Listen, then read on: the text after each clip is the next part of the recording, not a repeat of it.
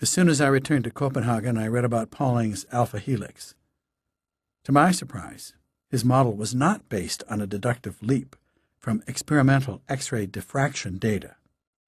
Instead, it was Pauling's long experience as a structural chemist that had emboldened him to infer which type of helical fold would be most compatible with the underlying chemical features of the polypeptide chain. Pauling made scale models of the different parts of the protein molecule, working out plausible schemes in 3 dimensions. He had reduced the problem to a kind of 3-dimensional jigsaw puzzle in a way that was simple yet brilliant. Whether the alpha helix was correct, in addition to being pretty, was now the question. Only a week later I got the answer.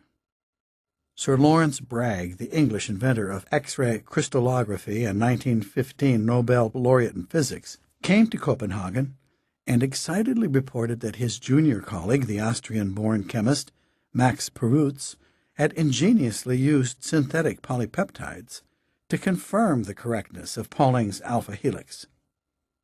It was a bittersweet triumph for Bragg's Cavendish laboratory. The year before, they had completely missed the boat in their paper outlining possible helical folds for polypeptide chains. By then, Salvador Luria had tentatively arranged for me to take up a research position at the Cavendish. Located at Cambridge University, this was the most famous laboratory in all of science.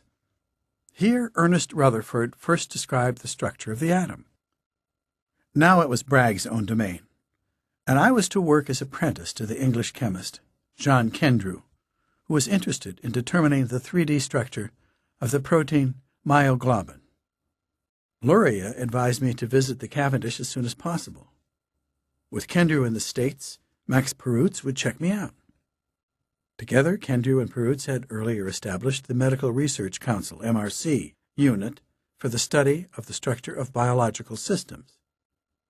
A month later in Cambridge, Perutz assured me that I could quickly master the necessary X-ray diffraction theory and should have no difficulty fitting in with the others in their tiny MRC unit.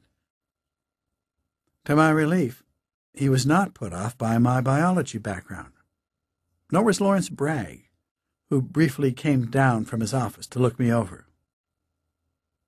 I was 23 when I arrived at the MRC unit in Cambridge in early October. I found myself sharing space in the biochemistry room with a 35-year-old ex-physicist, Francis Crick, who had spent the war working on magnetic mines for the Admiralty. When the war ended, Crick had planned to stay on in military research, but on reading Schrödinger's What is Life, he had moved toward biology. Now he was at the Cavendish to pursue the 3D structure of proteins for his PhD. Crick was always fascinated by the intricacies of important problems. His endless questions as a child compelled his weary parents to buy him a children's encyclopedia, hoping that it would satisfy his curiosity. But it only made him insecure. He confided to his mother his fear that everything would have been discovered by the time he grew up, leaving him nothing to do. His mother reassured him, correctly as it happened, that there would still be a thing or two for him to figure out. A great talker, Crick was invariably the center of attention in any gathering. His booming laugh was forever echoing down the hallways of the Cavendish. As the MRC unit's resident theoretician, he used to come up with a novel insight at least once a month, and he would explain his latest idea at great length to anyone willing to listen. The morning we met, he lit up when he learned that my objective in coming to Cambridge was to learn enough crystallography to have a go at the DNA structure. Soon I was asking Crick's opinion about using Pauling's model-building approach to go directly for the structure. Would we need many more years of diffraction experimentation before modeling would be practicable? Well, to bring us up to speed on the status of DNA structural studies, Crick invited Maurice Wilkins, a friend since the end of the war, up from London for Sunday lunch. Then we could learn what progress Wilkins had made since his talk in Naples.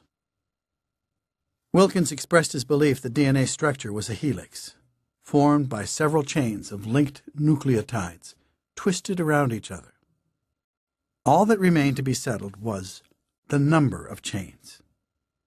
At the time, Wilkins favored 3 on the basis of his density measurements of DNA fibers. He was keen to start model building, but he had run into a roadblock in the form of a new addition to the King's College Biophysics Unit, Rosalind Franklin. A 31-year-old Cambridge-trained physical chemist, Franklin was an obsessively professional scientist. For her 29th birthday, all she requested was her own subscription to her field's technical journal, Acta Crystallographica. Logical and precise, she was impatient with those who acted otherwise, and she was given to strong opinions, once describing her PhD thesis advisor, Ronald Norrish, a future Nobel laureate, as stupid, bigoted, deceitful, ill-mannered, and tyrannical. Outside the laboratory, she was a determined and gutsy mountaineer. And coming from the upper echelons of London society, she belonged to a more rarefied social world than most scientists. At the end of a hard day at the bench, she would occasionally change out of her lab coat into an elegant evening gown and disappear into the night. Just back from a 4-year X-ray crystallographic investigation of graphite in Paris, Franklin had been assigned to the DNA project while Wilkins was away from King's.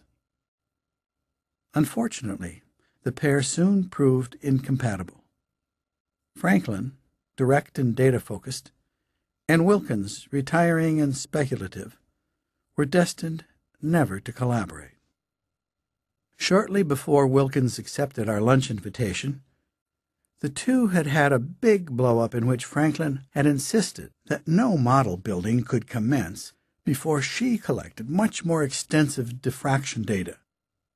Now they effectively didn't communicate, and Wilkins would have no chance to learn of her progress until Franklin presented her lab seminar, scheduled for the beginning of November.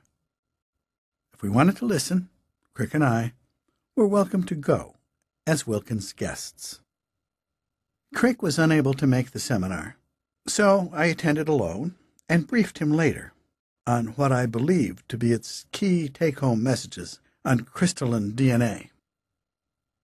In particular, I described from memory Franklin's measurements of the crystallographic repeats and the water content.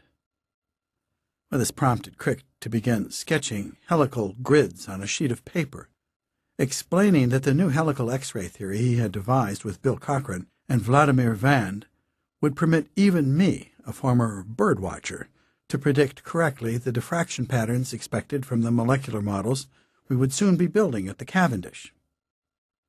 As soon as we got back to Cambridge, I arranged for the Cavendish machine shop to construct the phosphorus atom models needed for short sections of the sugar-phosphate backbone found in DNA.